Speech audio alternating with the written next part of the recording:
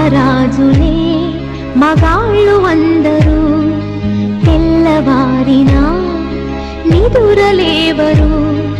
కంటి నింద కునుకు కనలేదు నీవెప్పుడు, సగము నిదురలోని నిన్ను లేపేను చీపురు.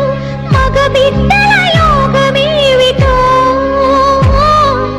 లేవగానే భోగమేవిటో. ఎగతాళిగా నిన్నే గని నవ్వె పాచె గిన్నెలు. ఆడకూతురా నీకు అడుగడుగున